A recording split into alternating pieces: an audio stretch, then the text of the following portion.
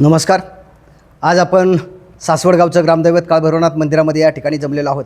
खरं तर सालाबादप्रमाणे आणि परंपरेप्रमाणे सासवड गावच्या ग्रामदैवताचा उत्सव म्हणजे ज्याला आपण चैत्री उत्सव म्हणतो तो संपन्न होत आहे 3 आणि 4 एप्रिल 2026 रोजी.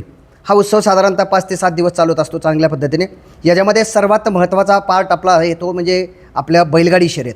या बैलगाडी शर्यतीला प्रचंड असा प्रतिसाद या ठिकाणी लाभत असतो. मागील काही काळामध्ये 500-700पर्यंत बैलगाडी या ठिकाणी मैदानाला लाभती.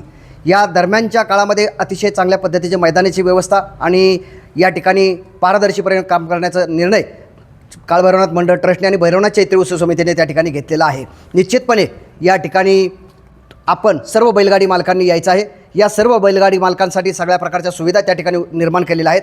या मैदान प्रसंगी जेवणाचासुद्धा त्या ठिकाणी व्यवस्था चांगल्या पद्धतीची केलेली आहे.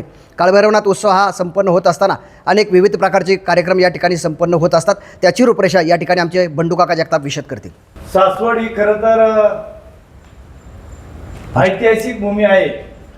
खऱ्या अर्थानं स्वराज्य रक्षक छत्रपती संभाजी महाराजांचा जन्म ज्या गड किल्ले पुरंदरवर झाला त्या पुरंदरच्या पायथ्याशी असलेल्या सासवड शहरामध्ये श्री काळभैरवनाथ मंदिरामध्ये श्री काळभैरवनाथ ट्रस्ट मंडळ आयोजित यात्रा उत्सव कमिटी सासवडच्या वतीनं सालाबादप्रमाणे शुक्रवार दिनांक 3/4/2026 रोजी ही यात्रेचा प्रारंभ होत असतो. यात्रेमध्ये सकाळी महापूजा होते, नंतर योगासनं होतात, त्यानंतर बगाड फिरून कार्यक्रम आयोजित केला जातो आणि तदनंतर शनिवारी कुस्त्यांचा भव्य असा आखाडा भरवला जातो आणि त्याच्यामध्ये आत्ताच आमच्या पंतांनी सांगितल्याप्रमाणे छबिण्याचा एक मोठा कार्यक्रम आपल्या इथं आकर्षक बक्षिसं देऊन पार पाडला जातो.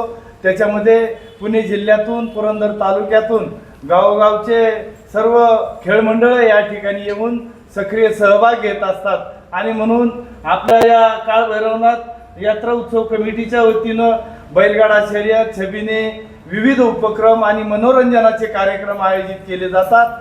5 तारखेला भव्य दिव्य अशी बैलगाडा शर्यत होत असताना बैलगाडा शर्यतीमध्ये बक्षिसांची खैरात ठेवलेली आहे आणि त्याच्यामध्ये येणाऱ्या सर्व पाहुण्यांना 2000 लोकांचं जेवणही त्या ठिकाणी स्नेहभोजनाचाही लाभ घ्यायचा आहे. अशा या कार्यक्रमासाठी आपली उपस्थिती प्रार्थनीय आहे. धन्यवाद.